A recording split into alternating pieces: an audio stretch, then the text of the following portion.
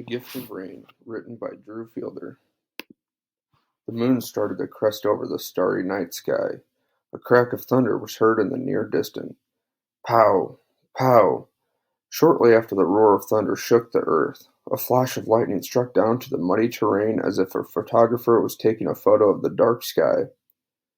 The crash of lightning was blinding to the eyes for the innocent bystander, Greg. Greg is a farmer that on the outskirts of the little town in Oregon. Shortly after the crack of lightning struck the ground, a heavy rainfall started to hit the old barn roof. Pit, pit, pit, pit, pit. Greg ran outside to the barn, covering his head with his old Carhartt jacket, trying not to get wet from the heavy downfall. The chores had to be done, and it happened to be Greg's favorite time of the day. A lot of people tend to hate doing chores, while Greg, on the other hand, loves doing them. Greg started feeding the animals and noticed the rain started to pick up, and doesn't seem to be lightening up anytime soon.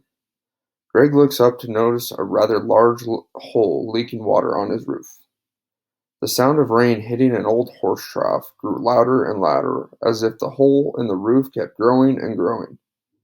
Greg knew he couldn't let the hole grow, because he had two baby cows on the stall over that were just born earlier that morning.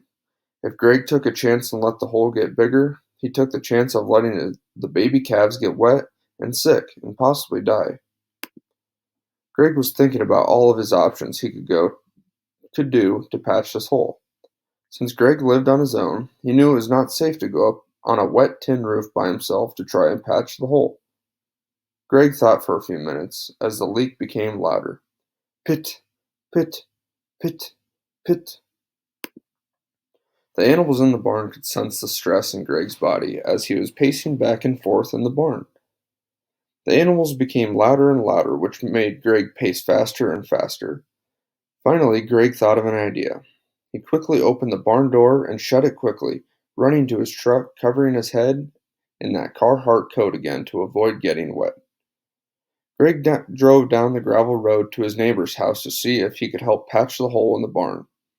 His neighbor Jake was happy to help and told Greg that he had to change into clothes and he would be right out to the truck.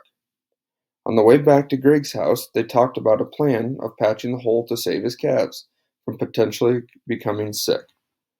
Greg says to Jake, "I'm going to take a piece of tin up on the roof and screw it over the hole for the time being. When the rain stops, I can go up and patch it tighter. Since the hole on the roof was near the sidewall, I think if you just hold the ladder so I don't fall, it shouldn't take too long." The rain continued to fall as they were getting materials collected to begin the fixing process. Greg and Jake opened the door of the barn and leaned it up against the soaking wet wall, and Greg began to climb what seemed like Mount Everest in this weather. It seemed as if the rain fell heavier the higher Greg climbed. Jake yelled from the bottom of the ladder, "Did you find the leak?" Greg, wiping water droplets from his eyelids so he could see, "Yeah, I found it. Thank goodness I did, because this hole would have grown larger in the next couple hours and probably would have killed my calves."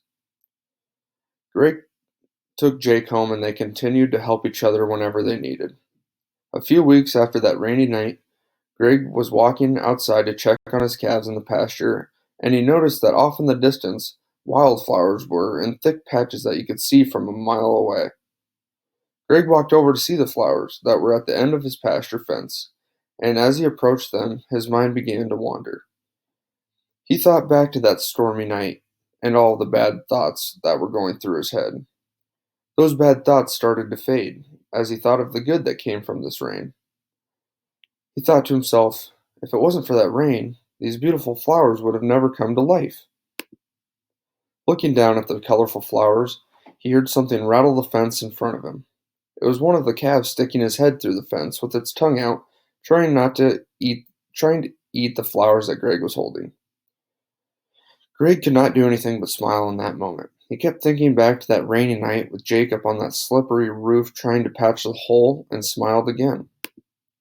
He thought to himself, it was the gift of rain that led me to this beautiful day. None of this would have happened without the stressful night, but the good that came from it was all worth it. Greg smiled to himself again as he stood up and looked at his healthy calf and rubbed its head and said, "I'll see you tonight for chore time, little one. This time we won't have to worry about the sound of pit, pit, pit from above."